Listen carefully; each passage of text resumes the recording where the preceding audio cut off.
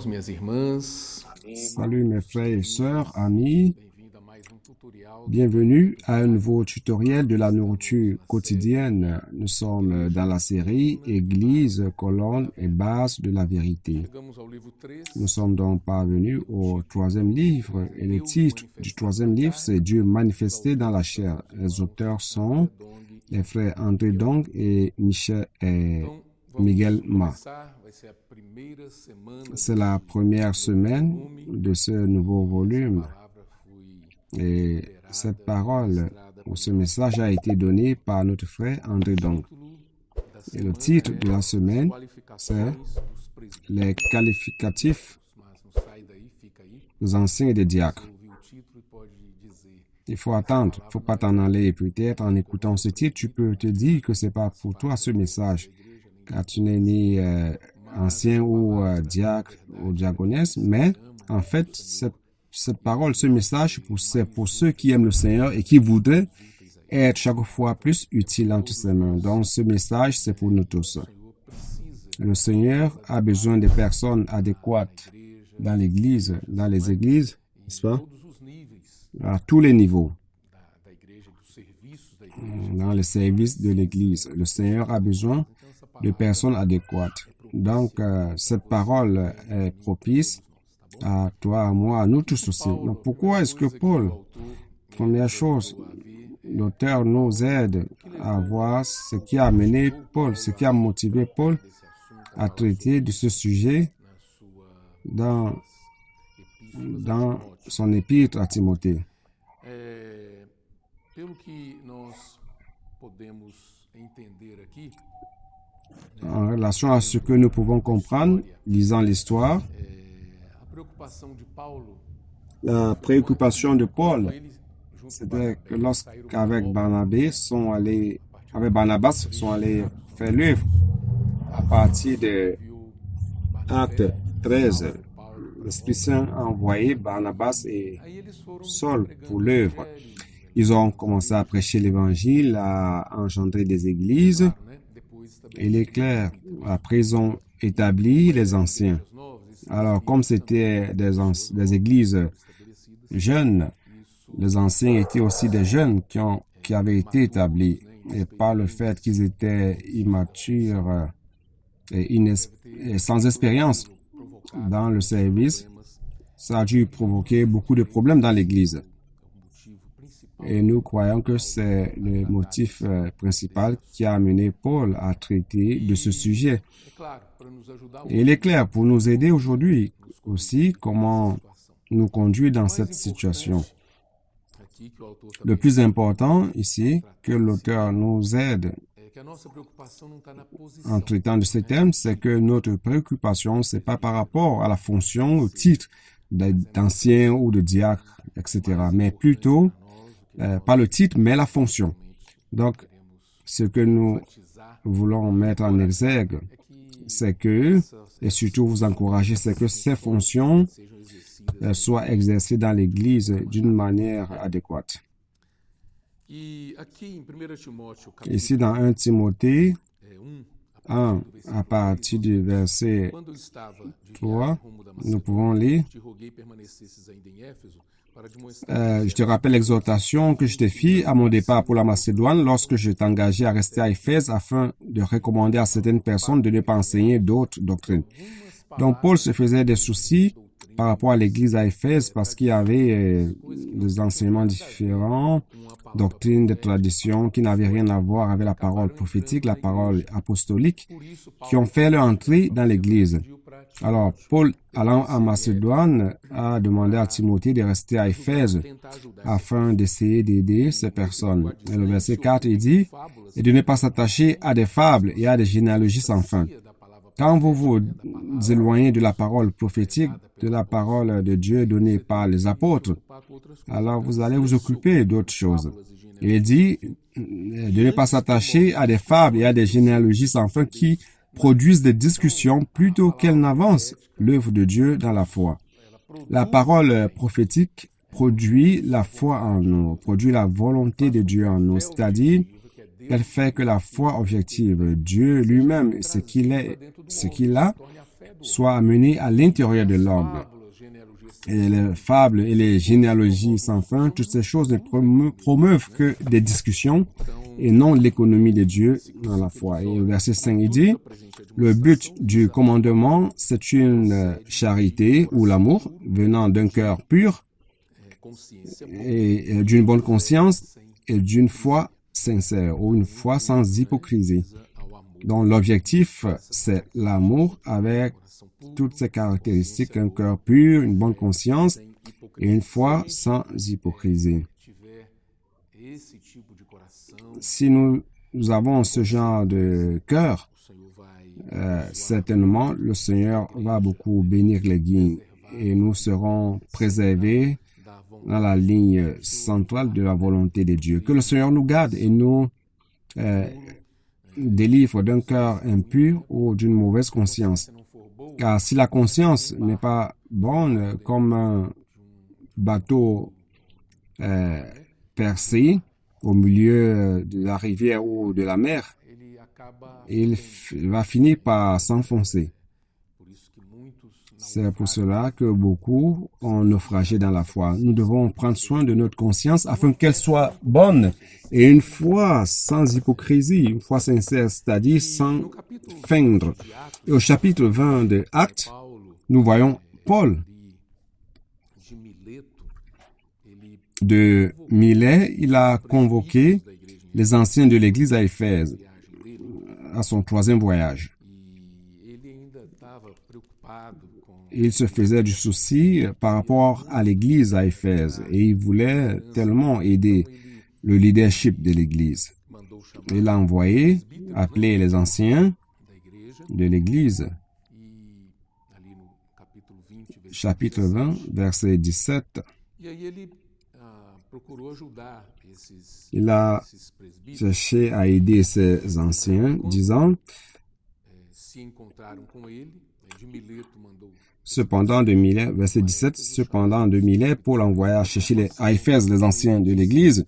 Lorsqu'ils furent arrivés vers lui, il leur dit, vous savez de quelle manière, depuis le premier jour où je suis entré en Asie, je me suis sans cesse conduit avec vous, servant le Seigneur en toute humilité, avec larmes et au milieu des épreuves que me suscitaient les embûches des Juifs. Donc Paul rendait témoignage de lui-même.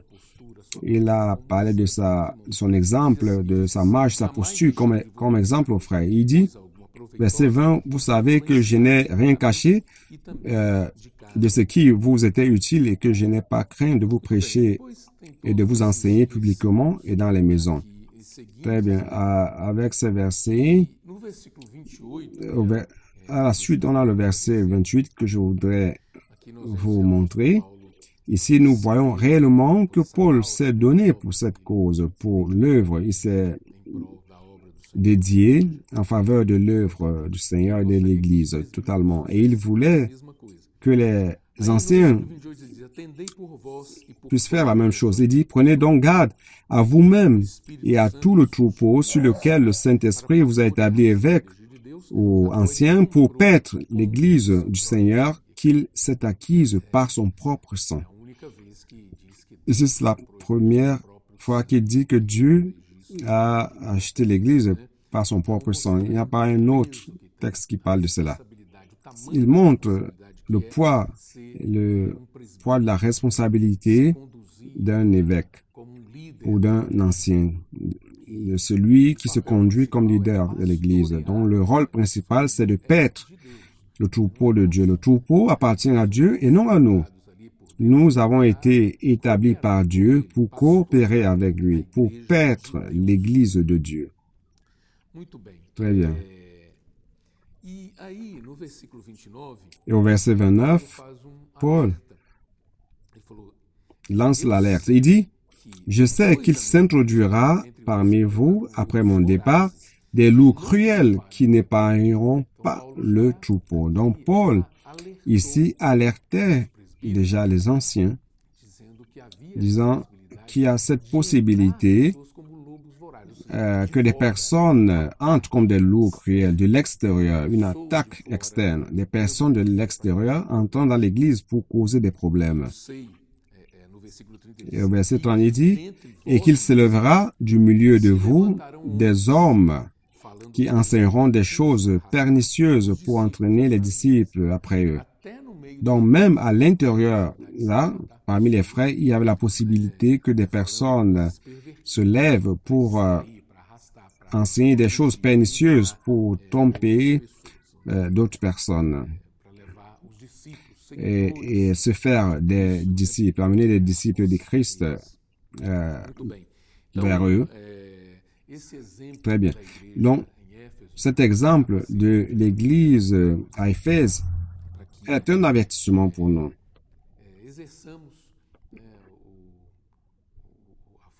Parce que exerçant la fonction d'ancien d'une manière, nous devons exercer cette fonction d'une manière adéquate afin que nous n'ouvrions pas de brèche à ces choses qui causent un préjudice énorme à l'Église. Si vous êtes ancien, un leader de l'Église, donc vous devez être très prudent. Ici, nous voyons une forme de conduite d'un ancien d'une manière adéquate. Cette forme, c'est cultiver une bonne relation avec les apôtres. L'ancien et l'apôtre doivent avoir une bonne symbiose. Ils doivent être alignés à la parole prophétique que Dieu nous donne par les apôtres. Donc, d'un côté, l'Église a son autonomie financière, administrative, et les anciens doivent prendre soin de cela. Les apôtres ne doivent pas s'immiscer dans ce domaine, mais par rapport aux choses spirituelles, l'alimentation par la parole, il doit y avoir une bonne relation entre les anciens et les apôtres. Certaines églises veulent avoir leur autonomie et finissent par isoler l'Église de la parole apostolique, de la parole des prophètes, de la parole prophétique. Et nous savons que cela n'aide pas.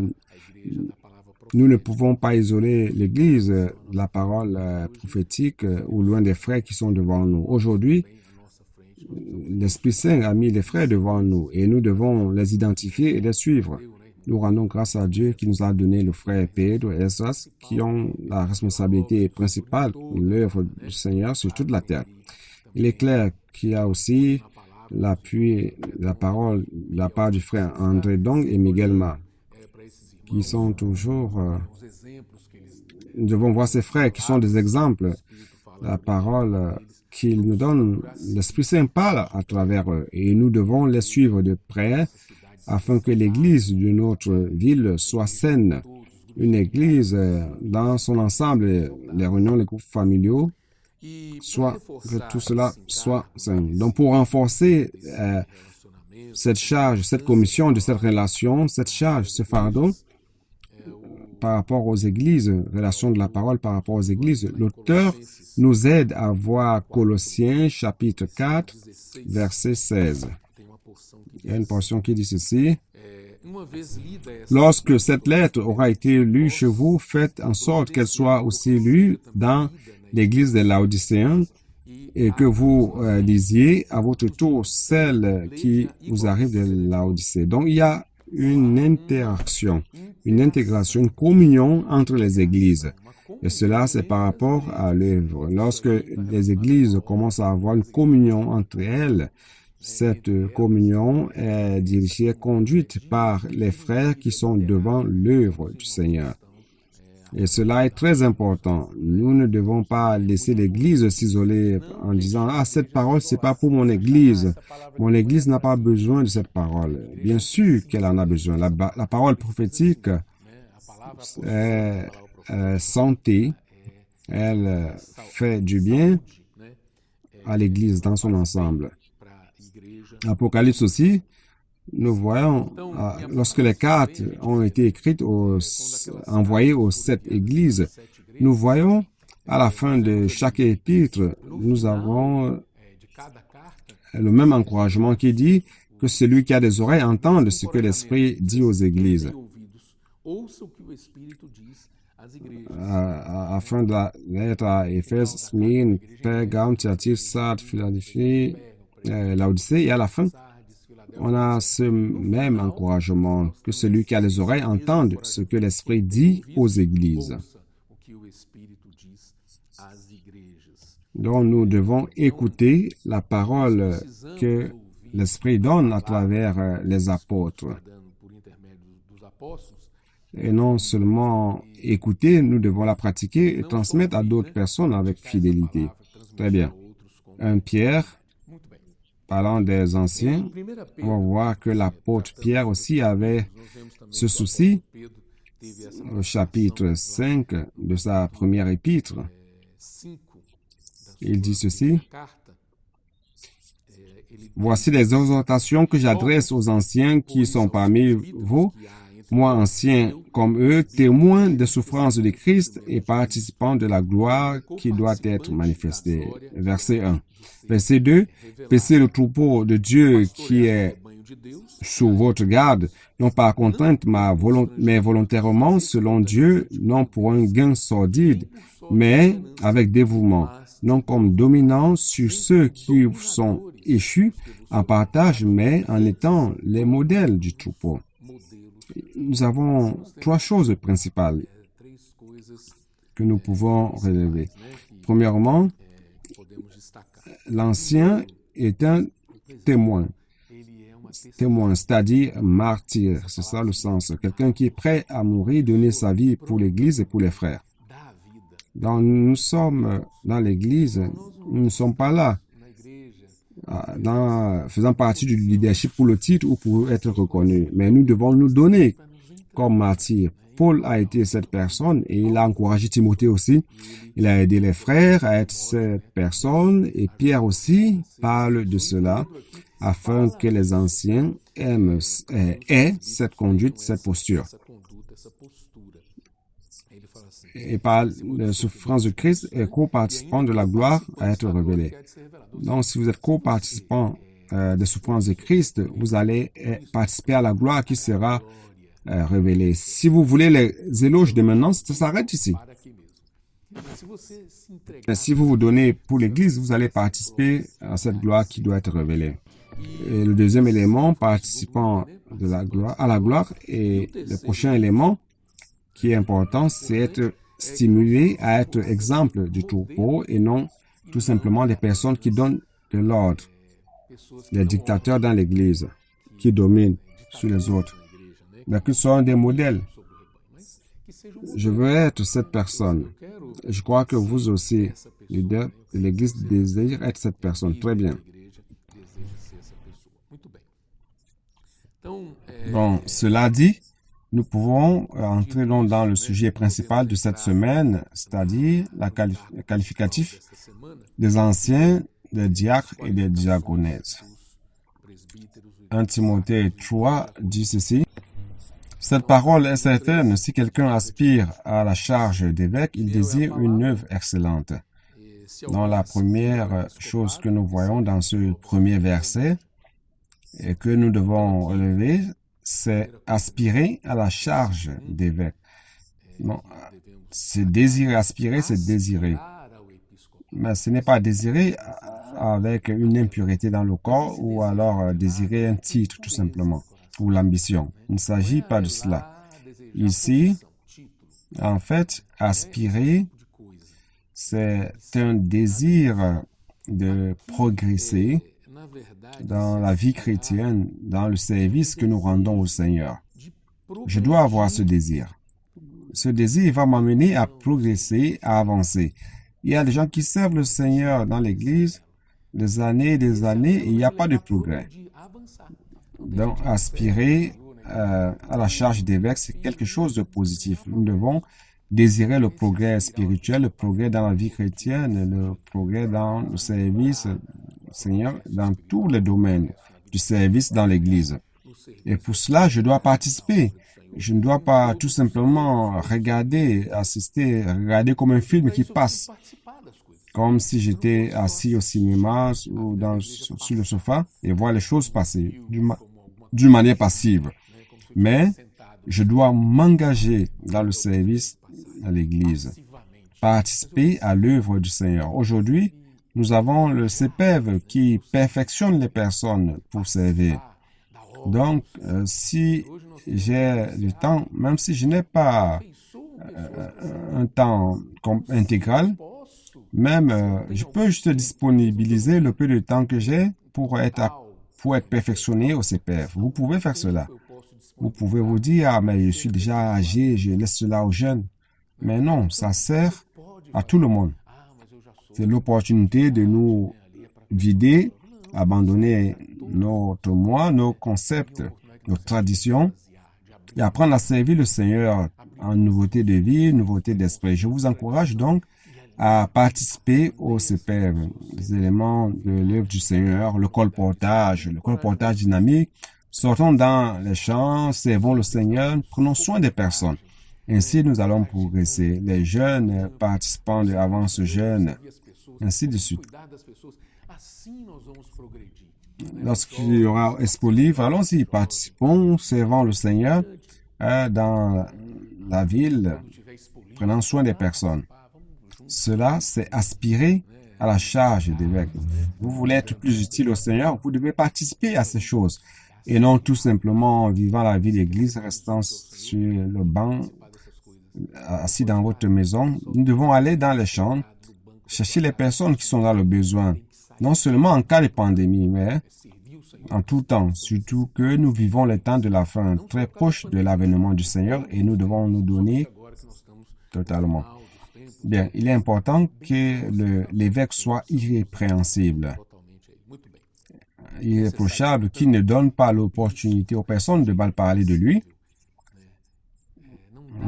S'il achète, il paye. Il doit être juste, ne pas s'occuper des choses.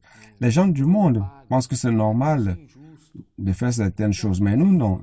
Nous devons prendre soin des choses, être irréprochables, ne pas donner l'opportunité aux gens de mal parler de vous. Lorsque vous allez à la réunion, quelqu'un vient et vous voit et dit, ah, celui-là, c'est un mauvais payeur, il a fait des affaires avec moi, il n'a pas payé. Et mari d'une seule femme, nous devons faire très attention avec ce sujet, car ça finit par détruire beaucoup de foyers et aussi détruire beaucoup de serviteurs de Dieu. Ce sujet d'une seule femme. Nous devons s'accrocher ferme à cela et faire attention, nettoyer toujours notre cœur pour ne pas regarder d'autres choses. Sinon, regarder et prendre soin de notre femme. Et régler dans sa conduite. Dans les personnes qui ont la gâchette facile, qui s'énervent très facilement, il faut être modeste, sobre. Et par rapport à l'hospitalité, on doit prendre soin des personnes qui viennent nous rendre visite ou qui viennent chez nous. Dans la Bible dit que certains qui ont bien reçu les frères ont fini par recevoir des anges et qui propres à l'enseignement.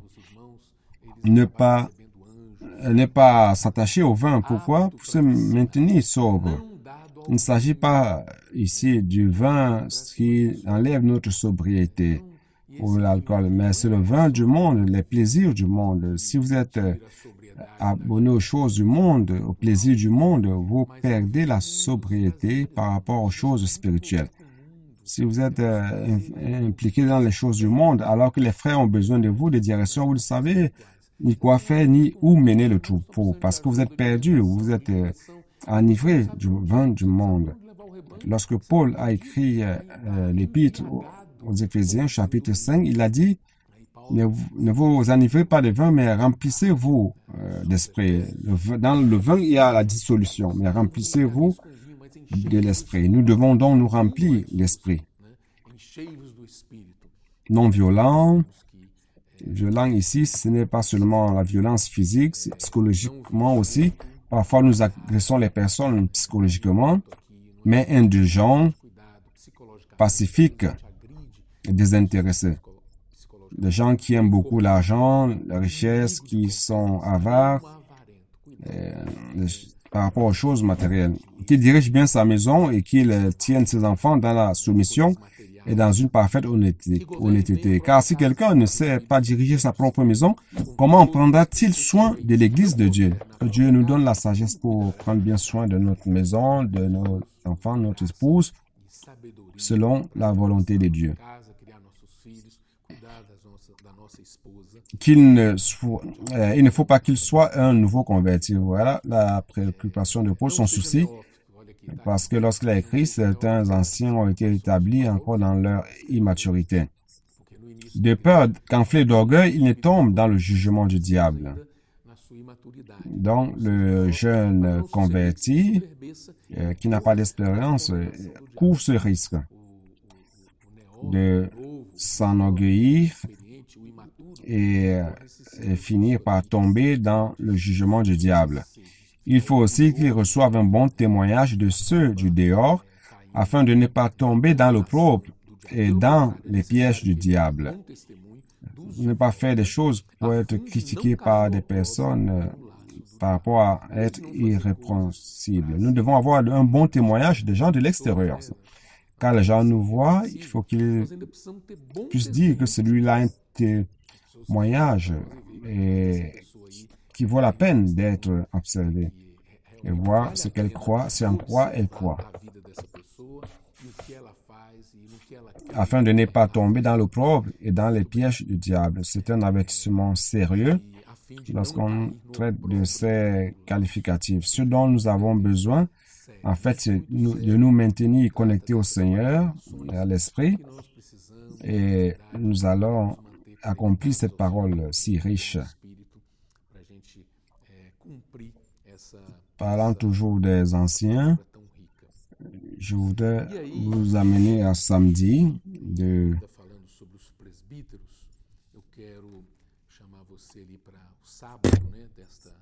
cette semaine. Allons-y. Ici, il dit samedi, les anciens doivent pratiquer l'inclusion. Dans les temps que nous vivons aujourd'hui, l'Église, nous sommes encouragés à avoir une vie d'Église avec enthousiasme, excellence et inclusion. L'inclusion signifie chercher à inclure les jeunes dans le service de l'Église, dans l'œuvre du Seigneur. Cela a été très bon pour les églises, car les jeunes ont une vigueur, la force, la disposition. Et mettant cela avec l'expérience des matures, des plus âgés, cela finit par apporter un gain à l'Église, un progrès majeur. Ça produit un progrès majeur dans l'Église. Nous devons porter une attention particulière à ce sujet d'inclusion. Et à la fin de samedi, le dernier paragraphe, nous voyons aussi un message, une parole sur les anciens. C'est quoi, ancien? Parfois, on pense que évêque est au-dessus de ancien, mais en fait, évêque et ancien se réfèrent à la même personne. Évêque, c'est la fonction qu'il exerce de superviseur de l'Église. Et ancien, c'est sa personne. Une personne mature, expérimentée. C'est cela.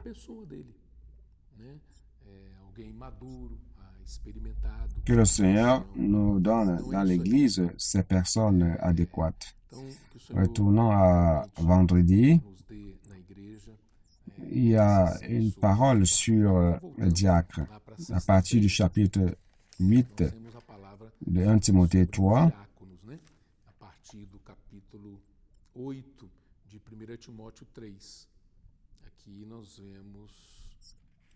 verset 8, n'est-ce pas? Il dit ceci: les diacres aussi doivent être honnêtes, éloignés de la duplicité, des excès de vin, d'un gain sordide, conservant le mystère de la foi dans une conscience pure. Très bien. Il y a beaucoup de choses ici que nous pouvons ruminer sur les diacres. Mais ce dont nous voulons parler ici, c'est le verset 9 qui dit conserver le mystère de la foi dans une conscience pure. Avoir cette perception du mystère de la foi signifie accorder de l'attention à la parole prophétique, à l'œuvre de Dieu, à l'économie de Dieu.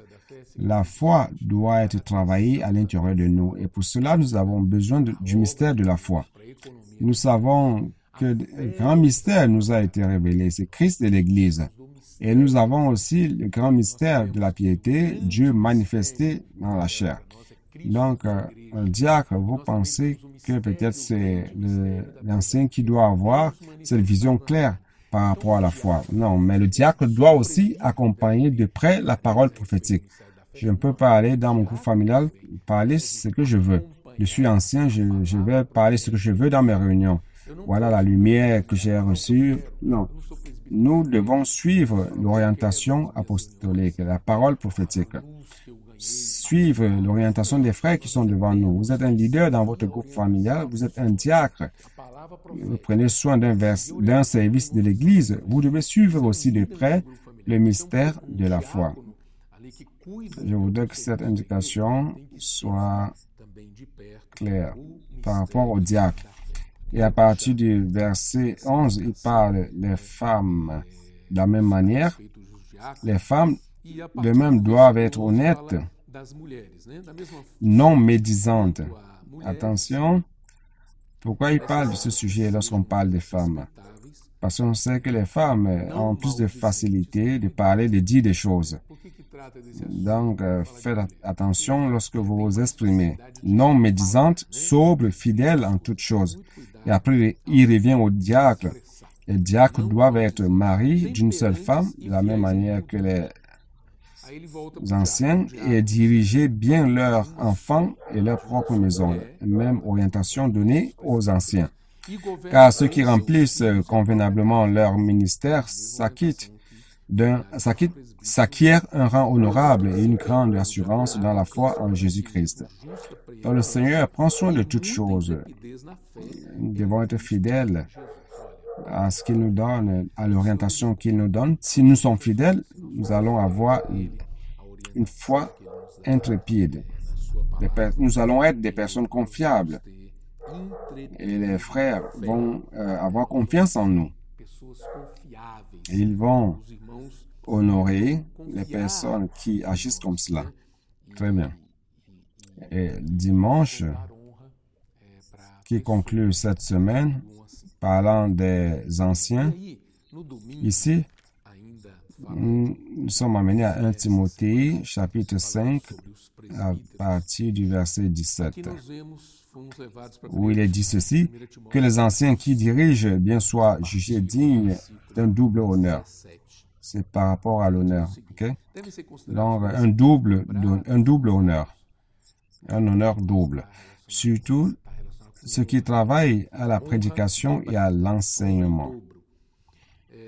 Ça vaut la peine de bien gérer, de bien présider, de bien prendre soin de l'Église, se fatiguer dans la parole et dans l'enseignement. Ces personnes doivent être considérées comme méritantes.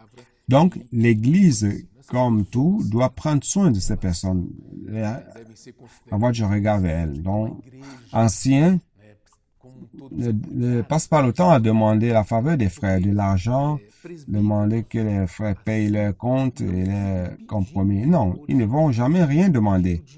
Donc, certains frères doivent avoir le discernement, voir ces frères qui servent, qui se donnent. Ils n'ont pas le temps de travailler dans le monde pour gagner de l'argent. Ils se donnent à l'œuvre. Alors, comment ils vont vivre? Nous devons avoir cette préoccupation. Qui doit l'avoir? C'est vous. Donc, priez pour eux, prendre soin d'eux. Cet honneur double aussi inclut les soins par rapport aux besoins matériaux. On doit voir s'ils ont tout ce dont ils ont besoin pour pouvoir avoir la tranquillité et continuer de servir le Seigneur. OK? Donc, concluant ainsi la nourriture quotidienne de cette semaine, ici, il y a certains avertissements, n'est-ce pas?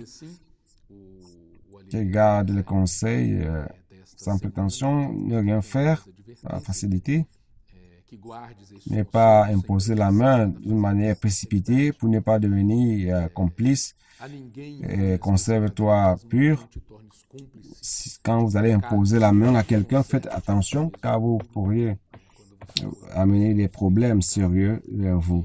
OK? muito cuidado com isso, né? Porque senão você pode Que le Seigneur bénisse l'Église, que le Seigneur vous bénisse, tá bom?